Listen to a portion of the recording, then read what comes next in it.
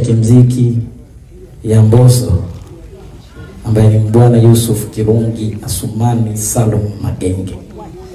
Tai. Kwa room number 1 kama unavyoona huku, ambayo haionekani manake tulimaliza kwa muda mrefu, which ni chumba ambacho nakishukuru sana kwenye maisha yangu ya muziki, kwa sababu kilinitambulisha kwenu na kwa watu wote ambao walikuwa mfahamu Mbosso. Kwa shukrani nyingi na makofi mengi kwa Mkubwa Fella kwa wakati huu. Asante sana. Lakini pia ningeomba mpige makofi mengi na shukrani nyingi kwa Aslay. Nitawaambia kwa nini. Kwa nini nasema ni Aslay? Kipindi naanza muziki, siku yangu ya kwanza mimi kuwa msanii wa Mkubwa na Wanawe, ni kwa sababu nilimuona Aslay anaimba kituoni Mkubwa na Wanawe. Na nikamsikia Mkubwa Fella anasema anahitaji vijana wenye rika hili kama wana uwezo wa kuimba. Kwa hiyo kupitia Aslay nilipata hiyo confidence ya kuamini kama kumbe na mimi ni dogo na ninaweza nikaimba. Kwa naomba mpigieni makofi mengi tena kwa Aslay. Alinimotivate na nikaamini naweza nikafanya muziki. Pia kupitia yeye nilijifunza vitu vingi sana mpaka leo hii mimi niko hapa. Hiyo ilikuwa ya Moto Band na Mkubwa na Wanawe kwa ujumla. Room namba 2 natakiwa nielezee pia.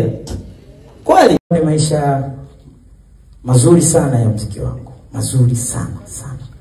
Ya furaha, upendo, marafiki ambao tulikuwa tumeshibana sana, vijana wenzangu wote ambao tulikuwa tunaiunganisha Wasafi.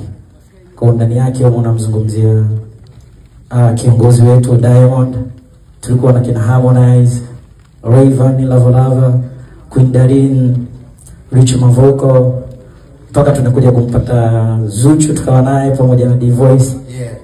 Hayo ilikuwa ni maisha mazuri sana. Kwa hiyo room namba 2 niliona utamu na sukari ya muziki wangu. Nilipata mafunzo makubwa sana ya muziki wangu. Niliweza kujua, nilionana na matajiri pia kupitia hapo Wasafi. Ya moto kule nilikuwa bado sijakutana na watu wenye hela. Hapo niliona watu wengi sana wenye hela, wenye nguvu, wenye thamani, wenye nafasi kubwa sana kwa jamii. Naomba tumpigie makofi mengi sana kaka yangu Diamond Platnumz. Hata hii confidence ya kusimama hapo unajua nimejifunza kwake mzee. Unajua mimi siwezi haya mambo tamu. Ongea mbele za watu. Yaani hapa siwezi. Ilikuwa shughuli. Lakini nashukuru Mungu kwa sababu ni upendo ambao tuliutengeneza. Yeah. Ndio maana leo Tambo yuko hapa na maiki za Wasafi ziko hapa. Yeah. Watangazaji wa Wasafi wako hapa. Nawashukuru sana Wasafi. Nashukuru pia media zote, Clouds FM, Crown EFM, mmekuwa mstari wa mbele sana kunisupport. Naomba tuwapigie makofi mengi sana hizo media.